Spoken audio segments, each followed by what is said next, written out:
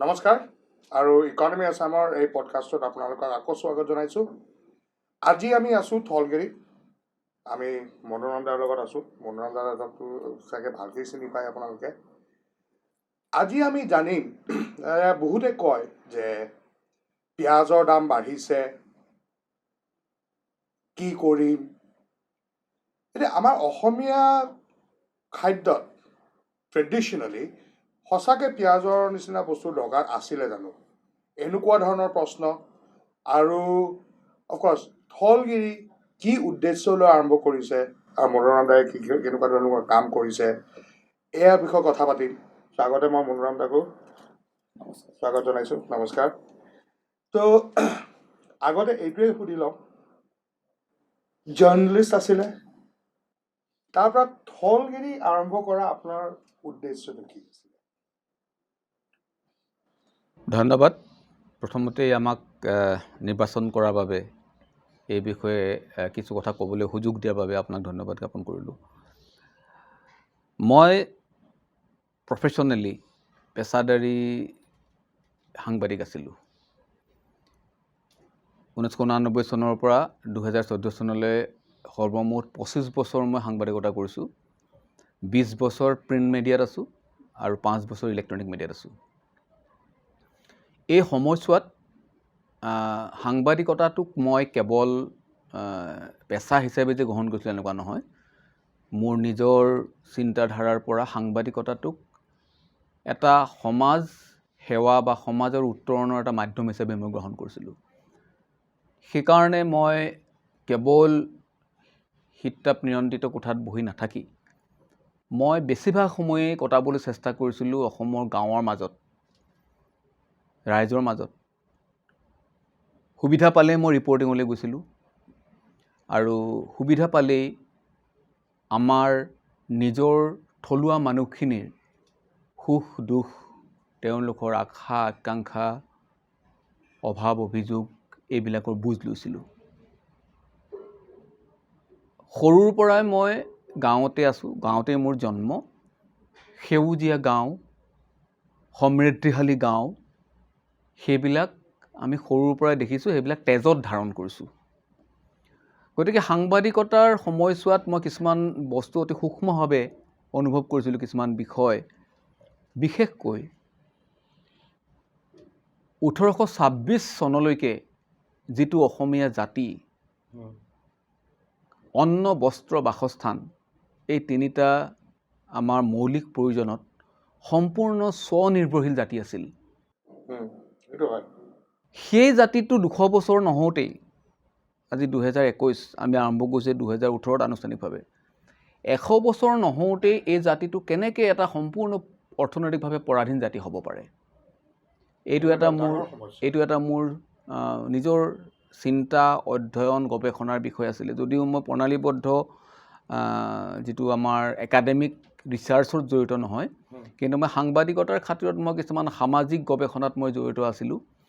নিজাববীয়াকৈ সেইখিনি কৰিছিলোঁ আৰু সেইখিনি গৱেষণা বা সেইখিনি অধ্যয়ন বা সেইখিনি চিন্তা চৰ্চাৰ ফলত মই দেখিলোঁ যে আমাৰ আচল শিপাডাল আমাৰ গাঁৱত আছিল। ব্ৰিটিছে আহি ইয়াতে আধুনিক সভ্যতাৰ পত্তন কৰিলে, নগৰীয়া সভ্যতা গঢ়ি তুলিলে।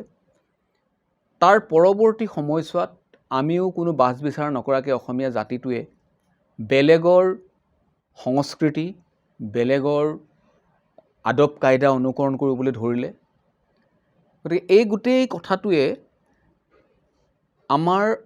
যিটো অসমীয়া জাতিৰ স্বনিৰ্ভৰশীলতাৰ চৰিত্ৰ আছিলে, এই চৰিত্ৰটো সলনি কৰি পেলালে। গতিকে সেইটো কেনেকৈ তাক আকৌ আমি আমাৰ যিটো আনন্দচন্দ্ৰ আগৰৱালাদেৱে এটা পদ্য লিখিছিলে,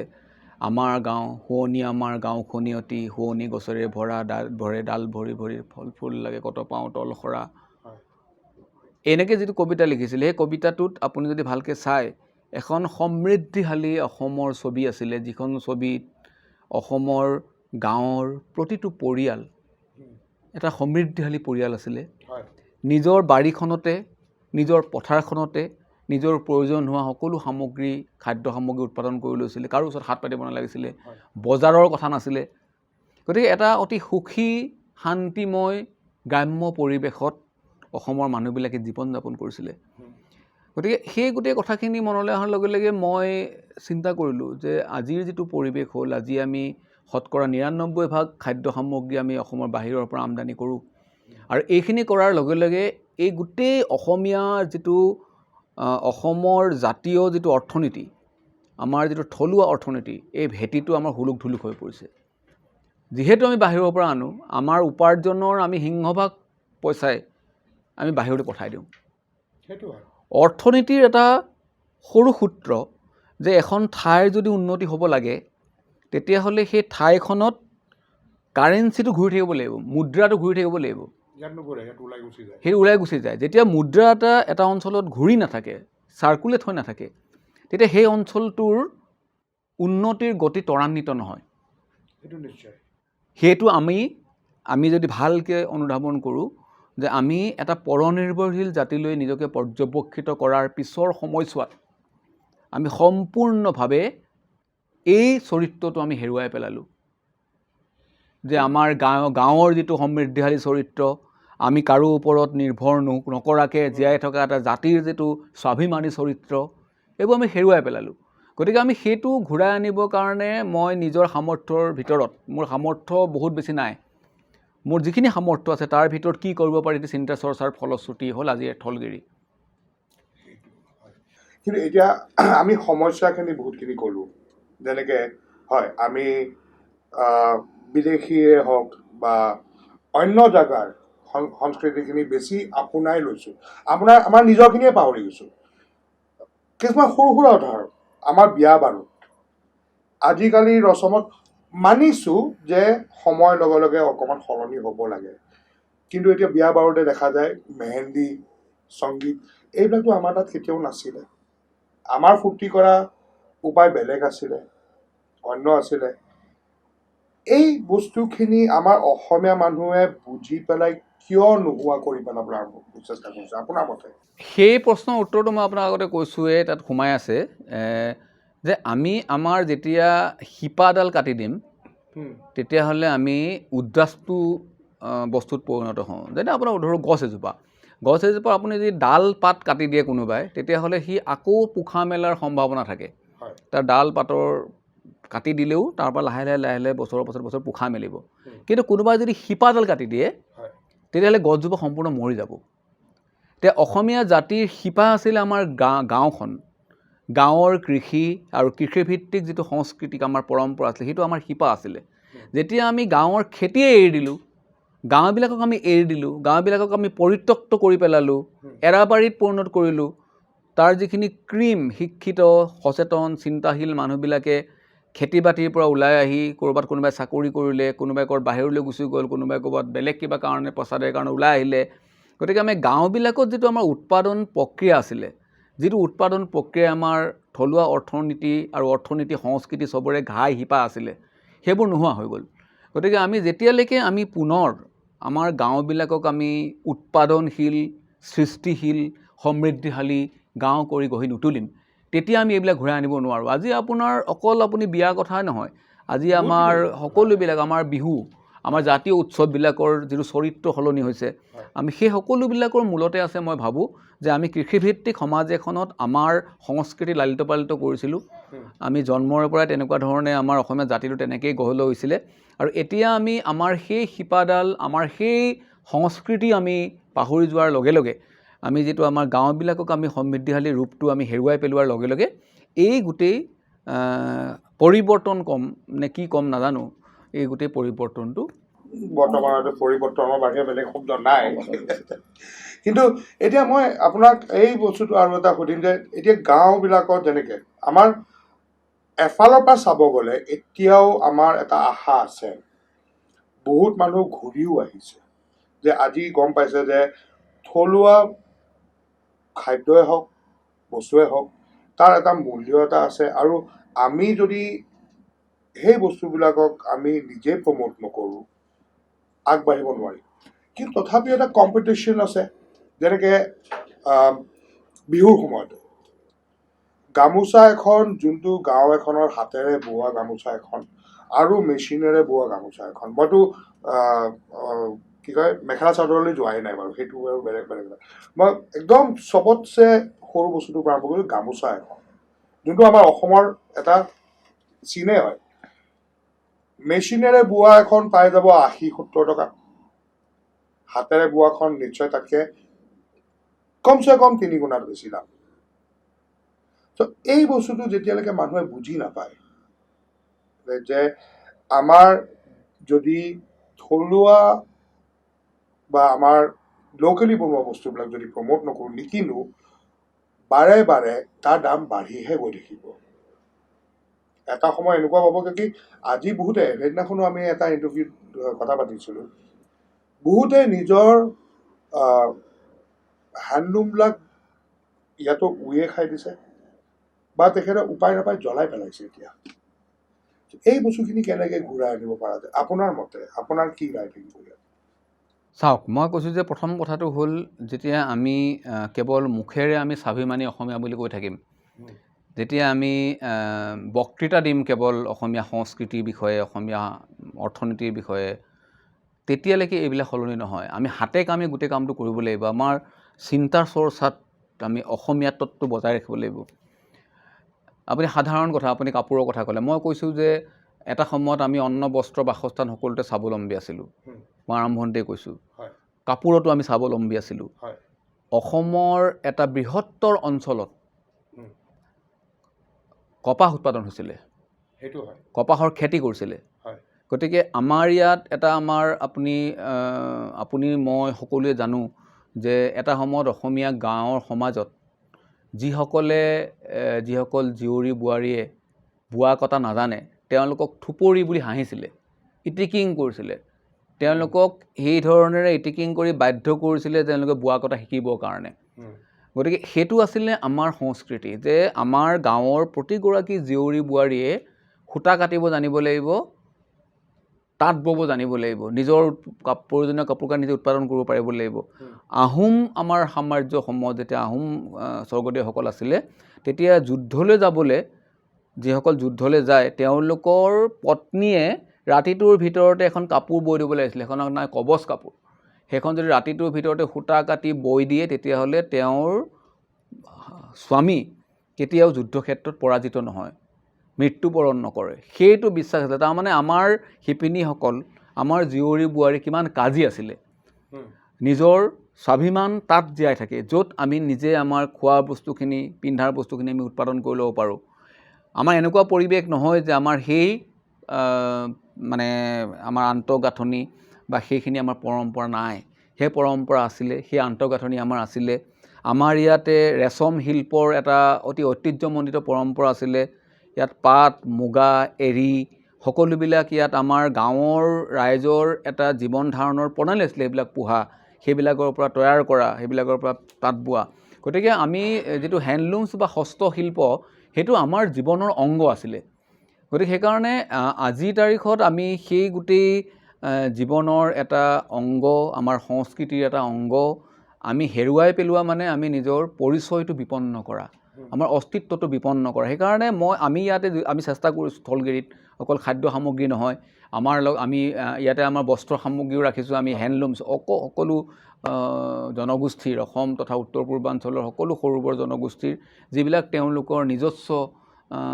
হস্তশিল্প আছে, তাৰ আমি অলপ হ'লেও চানেকি আমাৰ ৰাখিব চেষ্টা কৰিছোঁ। আৰু আপুনি মন কৰিব, মই পিন্ধি থকা এই চোলাটো, এইটো অসমৰ এজন যুৱ উদ্যোগীয়ে প্ৰস্তুত কৰা। এইটো আপুনি অসমৰ এইটো কটনৰ হয়, কপাহী কাপোৰবোৰ। ইয়াত আমাৰ তেনেকুৱা ধৰণে এথনিক টাচ দি এইটো গামোচাৰ নিচিনাকৈ পাৰি কৰি এইটো ইয়াতে কৰা হৈছে। তে আমি এনেকুৱা এটা আমাৰ পৰিকল্পনা আছে যে আমাৰ যিমানবিলাক আধুনিক বস্ত্ৰ, আমি কোৱা নাই যে আমি এতিয়া সেই আগৰ নিচিনাকৈ কাপোৰবিলাক আমি প্ৰডিউচ কৰি থাকিম। আমি হেণ্ডলুমটোক আমি উত্তৰণ ঘটাই, আমাৰ ইয়াৰ মানুহক আমি জড়িত কৰাই, সেই এইটো হেণ্ডলুম কাপোৰ হয়। গতিকে হেণ্ডলুম কাপোৰটোৰ পৰা আমি আমাৰ নিজৰ নিত্য ব্যৱহাৰ্য বস্তুখিনি আমি প্ৰস্তুত কৰিব পাৰোঁ। আপুনি গামোচাৰ কথা কৈছে, গামোচাৰ বা মেখেলা চাদৰ বা আমাৰ পৰম্পৰাগত সাজবিলাকক সংৰক্ষণ কৰিবৰ কাৰণে, সেইবিলাক যাতে আমি নিজাকৈ প্ৰস্তুত কৰিব পাৰোঁ, বেলেগ যাতে তাত সোমাব নোৱাৰে, তাৰ কাৰণে এখন আমাৰ কেন্দ্ৰীয় বস্ত্ৰ আইন আছে। সেই আইনখন অনুসৰি যিবিলাক পৰম্পৰাগত হস্তশিল্পৰ বস্ত্ৰ, সেইবিলাক কোনেও মেচিনত তৈয়াৰ কৰিব নোৱাৰে, উৎপাদন কৰিব নোৱাৰে, তাক কোনেও গুদামত ৰাখিব নোৱাৰে আৰু কোনেও তাক বিক্ৰী কৰিব নোৱাৰে। এখন আইন আছে। গতিকে ইচ্ছা কৰিলে আমাৰ অসম চৰকাৰে সেই আইনখন বলবৎ কৰি আমাৰ যি আজি বাহিৰৰ পৰা গামোচা, মেখেলা চাদৰ, আৰণাইকে ধৰি বিভিন্ন ধৰণৰ জনগোষ্ঠীয় সাজ বাহিৰৰ পৰা অহা আৰম্ভ কৰিছে, বাহিৰৰ মেচিনত বনাই পেলাই আনিবলৈ আৰম্ভ কৰিছে। সেইখিনি মোৰ বোধেৰে অসমৰ যদি যিসমূহ চৰকাৰ আমাৰ দিছপুৰত বহে, সেই চৰকাৰসমূহে যদি সঠিক এই যিটো বস্ত্ৰ নীতি, সঠিক যদি তেওঁলোকে যদি এই হেণ্ডলুম বা হস্তশিল্পৰ যিটো নীতি তেওঁলোকে যদি সঠিকভাৱে গ্ৰহণ কৰে, মই ভাবোঁ সেইটো আমাৰ কাৰণে বহুত ডাঙৰ কথা এটা নহয়। এইটো একেবাৰে সহজ কথা হ'ব যে অসমৰ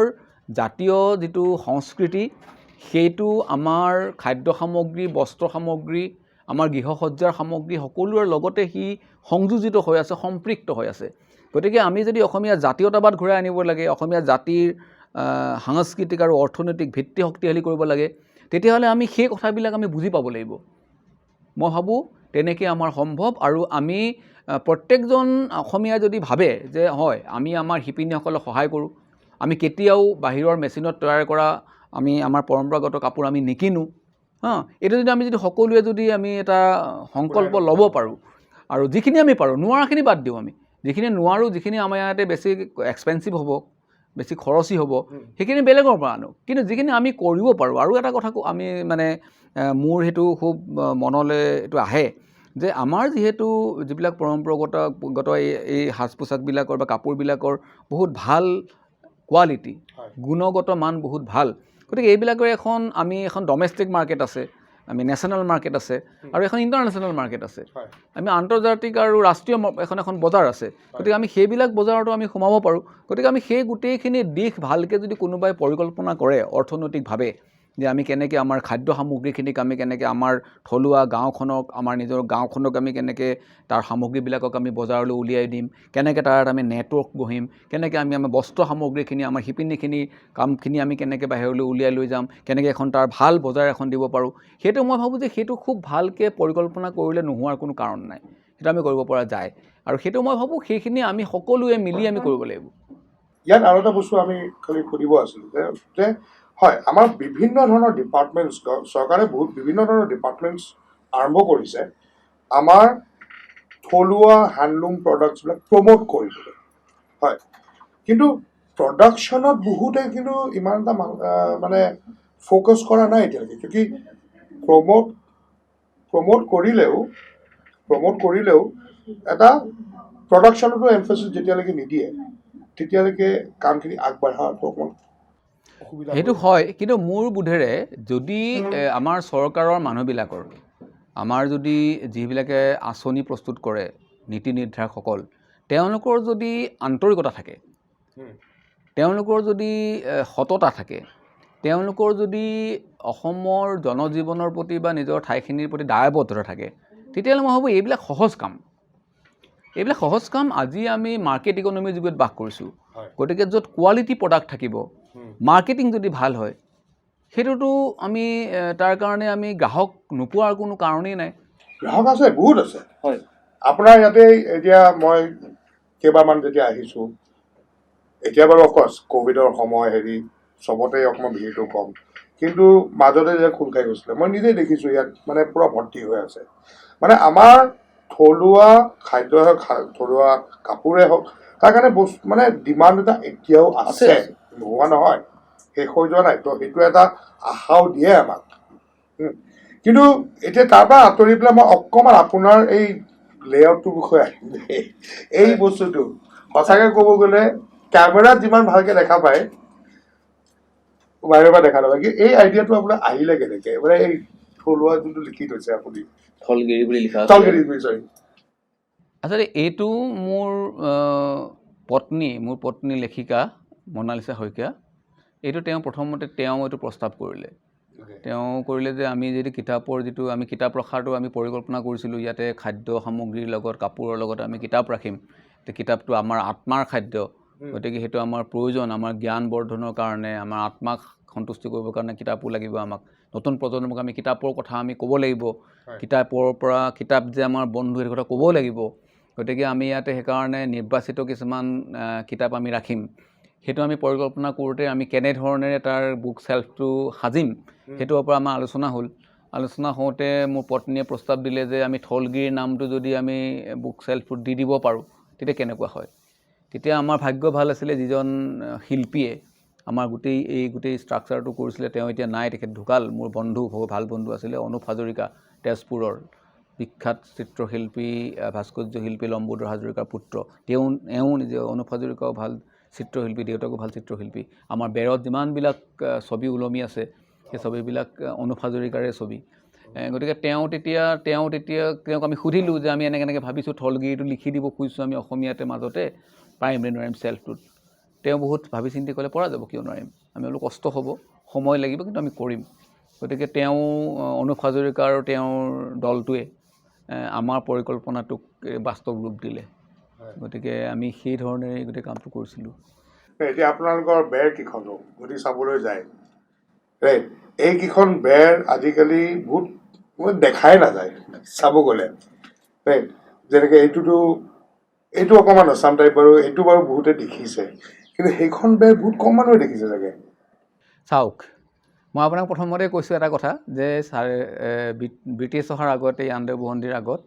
অসমীয়া জাতি তিনিটা ক্ষেত্ৰত যিটো মৌলিক আমাৰ প্ৰয়োজন তিনিটা ক্ষেত্ৰত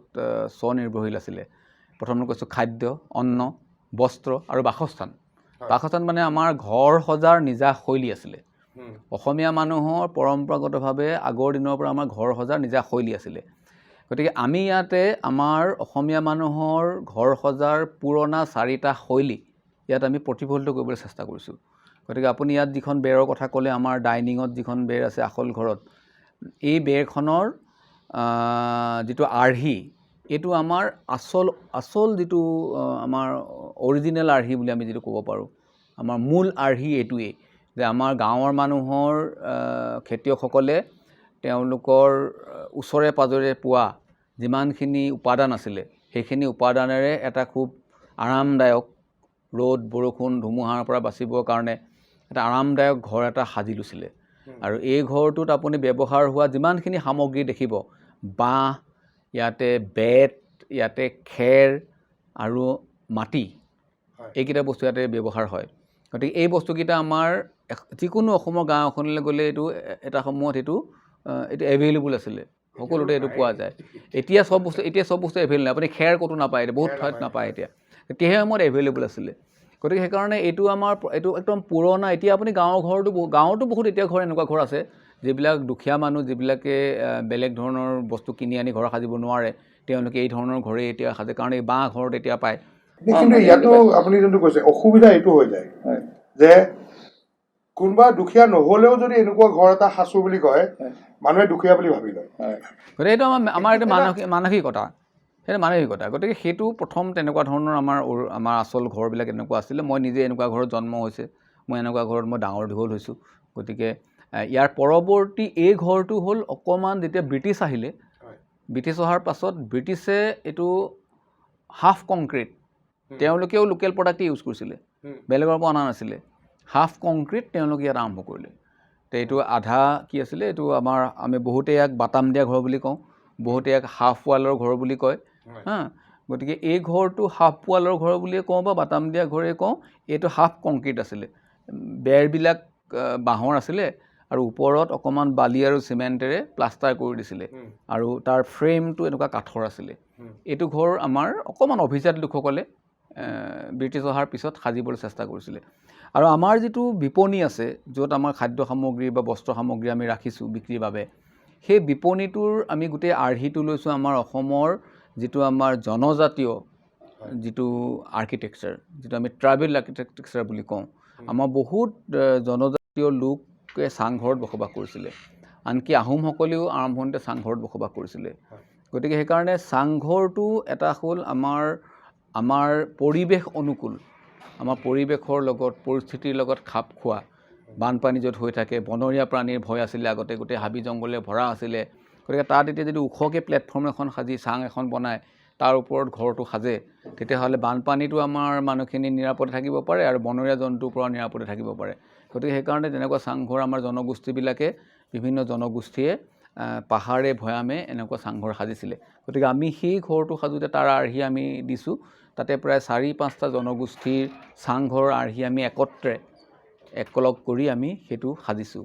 আৰু 4 নম্বৰ আৰ্হিটো হ'ল আপুনি যেতিয়া থলগিৰি আমাৰ লতাশিলৰ বিপণীখনলৈ উঠি আহিব আমাৰ যিটো খটখটি আছে সেই খটখটিটো আমি আহোম আৰ্কিটেক্সাৰৰ আৰ্হিত সাজিছোঁ আপুনি যদি শিৱসাগৰলৈ বা গড়গাঁৱলৈ যায় তাত কাৰেংঘৰ বা ৰংঘৰ বা তলাতল ঘৰ এইবোৰ যদি চায় তাৰ আৰ্কিটেক্সাৰটো এনেকুৱা ধৰণৰ আছিলে সেই আৰ্কিটেক্সাৰটো অকণমান আমি আৰ্হিটো ৰাখি আমি আমাৰ খটখটিটো আমি আমাৰ যিটো সোমাই অহাৰ পথটো তাত আমি নঙলাও দিছোঁ আপুনি দেখিছে সোমাই আহোঁতে নঙলা আছে জপনা এখন আছে সেইটো আমাৰ অসমীয়া সংস্কৃতিৰ প্ৰতীক গতিকে গুৱাহাটীত এনেকুৱা এটা মাজমজিয়াত এই লতাশিলত এফালে দীঘলী পুখুৰী এফালে উগ্ৰতাৰা মন্দিৰ এফালে লতাশিল ফিল্ড এফালে উচ্চ ন্যায়ালয় তাৰ মাজত এনেকুৱা এটা ঘৰ আপুনি যদি বাহিৰৰ এজন পৰ্যটকো আহে তেওঁক দেখুৱাবৰ কাৰণে বহুতে ভাল পায় বা আমাৰ ইয়াতো বহুত জন্ম হৈছে কেতিয়াও এনেকুৱা ধৰণৰ এই আৰ্হিবিলাকৰ কথা জনা নাছিলে বা নাজানে বা আমাৰ যে সংস্কৃতিটো কিমান বেলেগ ধৰণৰ বহুমাত্ৰিক সংস্কৃতিৰ অধিকাৰী আমি এইবিলাক নাজানে গতিকে আমি সেইটো এটা অকণমান দুই ধৰণৰ এটা আমি নতুন প্ৰজন্মক এটা শিক্ষা মানে জ্ঞান আহৰণৰ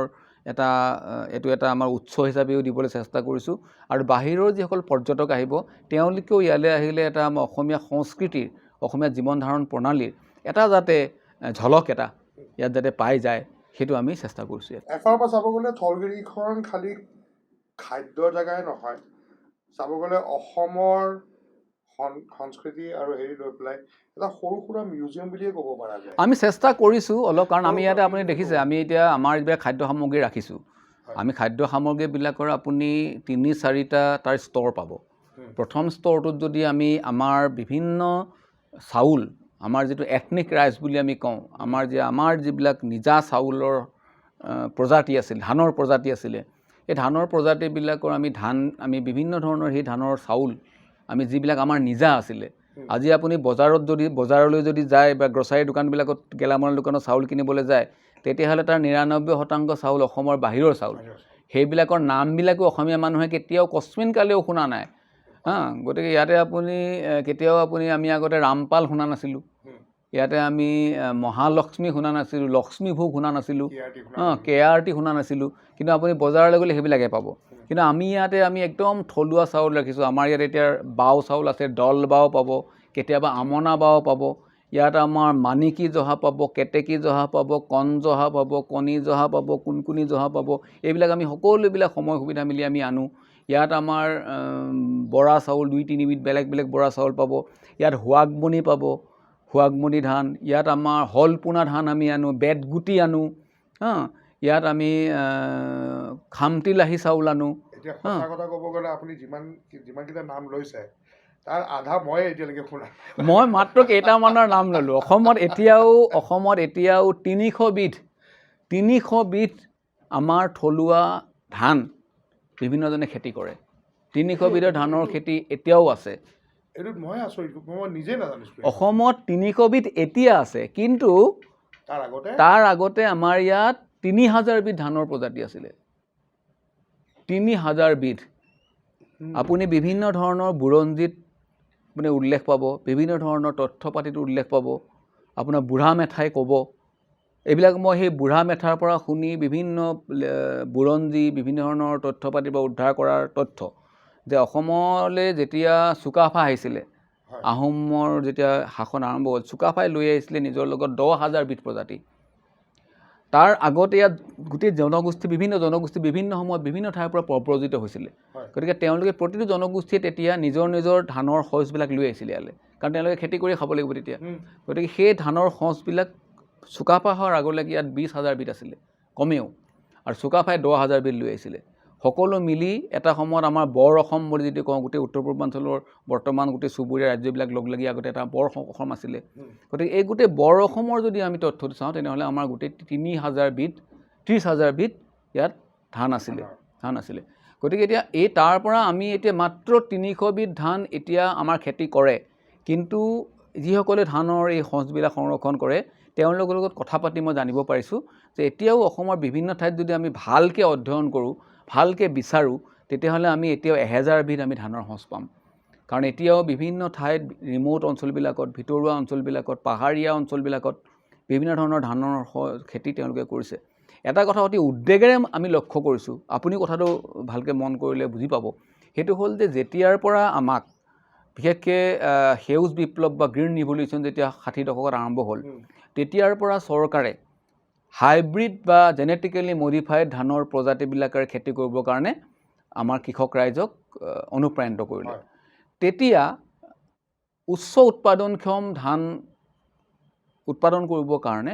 আমাৰ মানুহে পুৰণা সঁচবিলাকৰ খেতি কৰিবলৈ লাহে লাহে এৰি দিলে। গতিকে সেইটো এটা আমাৰ আপুৰুগীয়া নিজা ধানৰ প্ৰজাতিবিলাক নষ্ট হোৱাৰ এটা কাৰণ বুলি আমি ভাবোঁ, আৰু সেইটো আমি উদ্ধাৰ কৰিব লাগে মোৰ বোধেৰে। কাৰণ আমাৰ গোটেই উত্তৰ পূৰ্বাঞ্চলখন বাই ডিফল্ট অৰ্গেনিক। ইয়াত আপুনি কোনো ধৰণৰ ৰাসায়নিক দ্ৰব্য সাৰ নিদিয়াকৈ ইয়াত আপুনি খেতি কৰিলে খেতি ভাল হয়।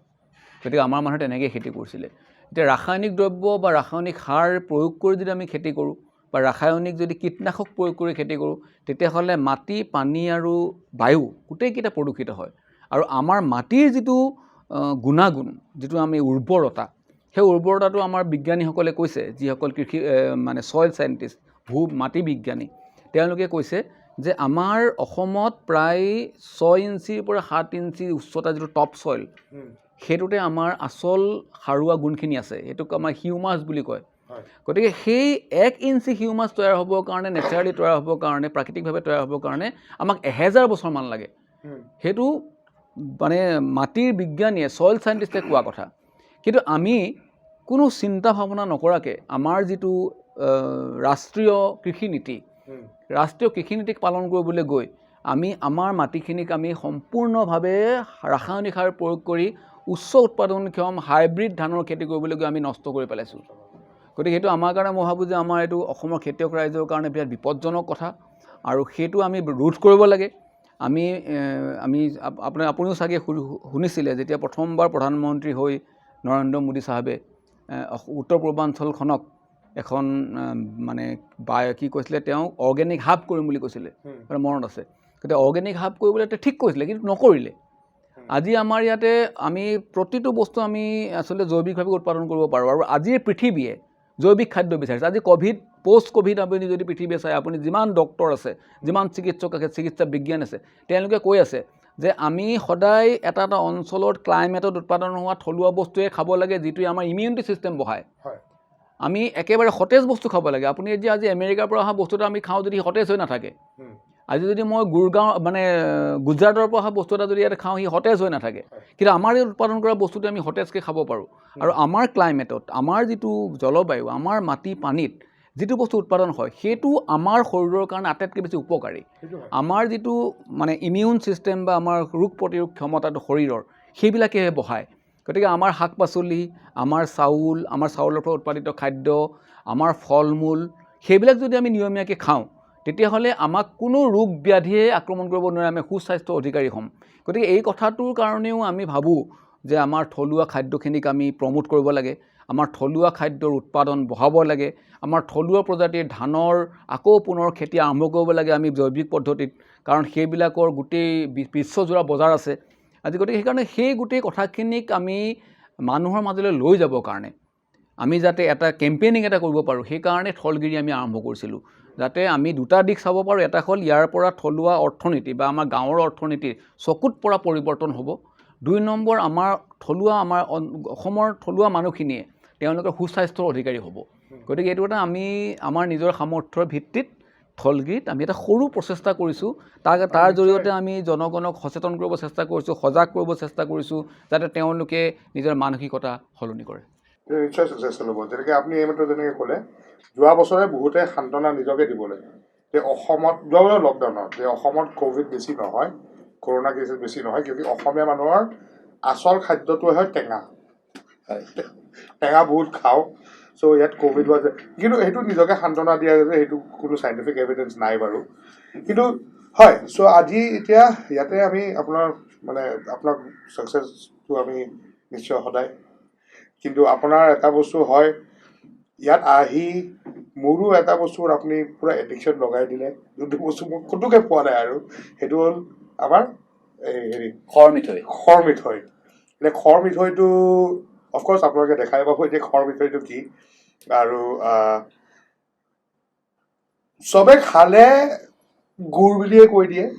কিন্তু তাৰ সোৱাদটো এবাৰ লাগি যোৱাৰ পিছত কিমান এডিক্টিভ হয় সেইটো মই জানো আৰু আপোনাৰ তেনেকুৱা ধৰণৰ চাগে বহুত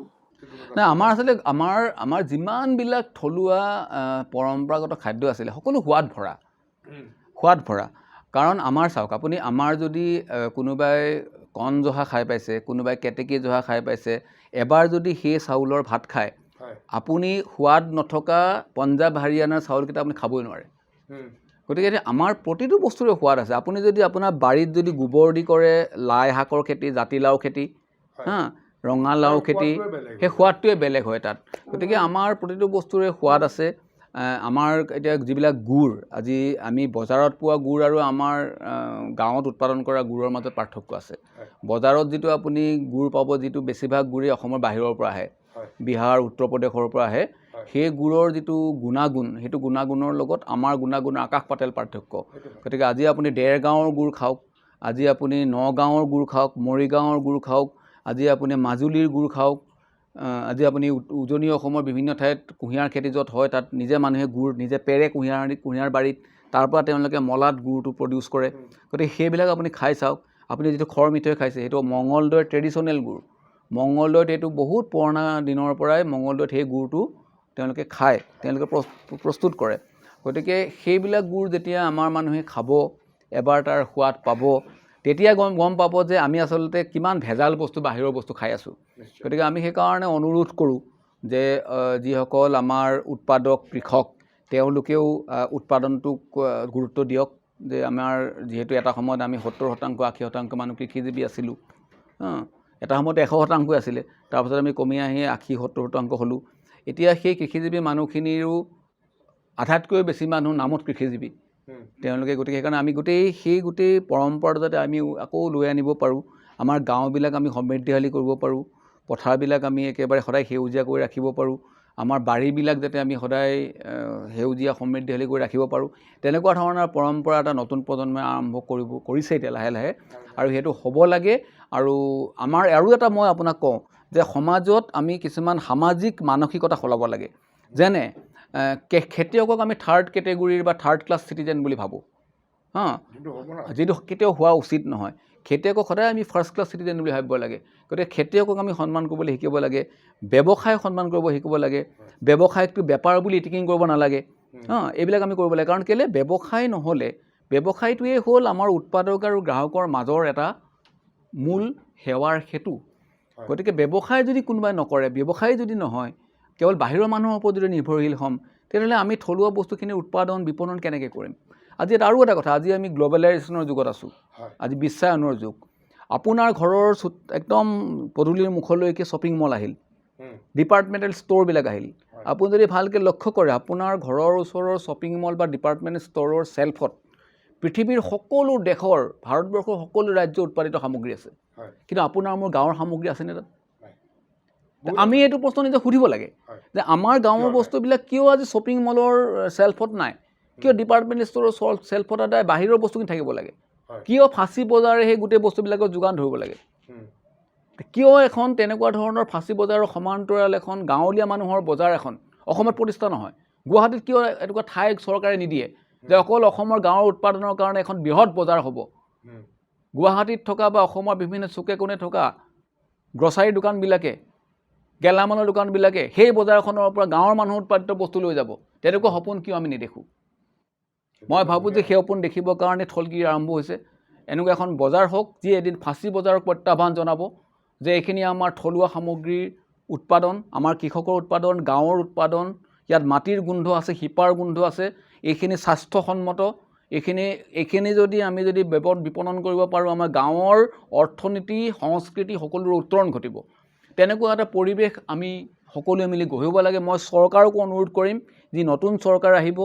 যিসকল ৰাজনৈতিক নেতা যিসকলে পলিচি মেকাৰ্ছ সকলোৱে এই কথা চিন্তা কৰক যে আমি কেনেকুৱাকৈ এখন ফাঁচী বজাৰক প্ৰত্যাহ্বান জনাম আমি ফাঁচী বজাৰ খেদি দিয়া কথা নহয় ফাঁচী বজাৰক আমি ব্যৱসায়েৰে প্ৰত্যাহ্বান জনাওঁ উৎপাদনেৰে প্ৰত্যাহ্বান জনাওঁ আমাৰ গুণগত মানেৰে আমি প্ৰত্যাহ্বান জনাওঁ সেই ব্যৱস্থাটো আমি কৰিব লাগিব আৰু তাৰ কাৰণেই এইটো আমি এটা সৰু পদক্ষেপ আৰম্ভ কৰিছোঁ এই সৰু পদক্ষেপটোৰ পৰা অসমৰ মানুহৰ মনলৈ এই কথাবিলাক বিয়পি পৰক যাতে আমাৰ নতুন প্ৰজন্মই চিন্তা কৰে ইয়াত মাত্ৰ খালি চৰকাৰৰে নহয় মই ইয়াত আমাৰ ৰাইজৰো হ'ব ৰাইজকো অনুৰোধ কৰিম কিয়কি চৰকাৰে পলিচি তেতিয়াহে বনাব যেতিয়া আমাৰ ৰাইজে ডিমাণ্ড কৰিব হয় হয় মই আপোনাৰ লগত একমত ৰাইজেও এই ক্ষেত্ৰত এটা জনমত গঠন কৰিব চেষ্টা কৰিব লাগে মিডিয়াও জনমত গঠন কৰক সকলোৱে মিলি আমি আমাৰ অসমখন আমি গঢ়িব লাগিব তাৰ কাৰণে মূল ভেটি কিন্তু আমাৰ সংস্কৃতি আৰু অৰ্থনীতি আমি ইয়াত ভালেখিনি সময় লৈছোঁ আজি কিন্তু ইমানেই কম যে আপুনি এটা সময়ত এইটো মই আজি সম্পূৰ্ণ নকৰোঁ এইটো আমি নেক্সট এপিছ'ডত কৰিম কিন্তু আপুনি এবাৰ লিখিছিলে আজি যোনটো আমাৰ প্ৰাইম মিনিষ্টাৰে কৈ দিছে লুক ইষ্ট পলিচি আমি যদি সঁচাকৈ চাওঁ আমাৰ বহুতখিনি কালচাৰেলি হওক অৰ্থনৈতিকভাৱে হওক আমাৰ চাউথ ইষ্ট এছিয়াৰ লগত লিংকটো বেছি আছে আপুনি মিল বেছি আমাৰ মিল বেছি আপুনি ইয়াৰ বিষয়ে এবাৰ লিখিছেও চাগে সেইটো আপুনি মোক এবাৰ কৈছিলে কিন্তু এইটো মই আজি এপিছ'ডত শেষ নকৰোঁ এইটো কৰিব গ'লে বহুত লম্বা যাব চাগে এইটো মই আপোনাৰ লগত আৰু এবাৰ সময় লৈ আমি আকৌ বহিম ধন্যবাদ এইটো মই কণ্টিনিউ কৰিম কিন্তু আজিৰ কাৰণে আমি ইয়াতে সামৰণি মাৰিছোঁ আপোনাৰ সময়ৰ কাৰণে বহুত ধন্যবাদ আৰু সামৰণি মৰাৰ আগতে খালি এটাই কথা ক'ম জয় আই অসম জয় আই অসম নমস্কাৰ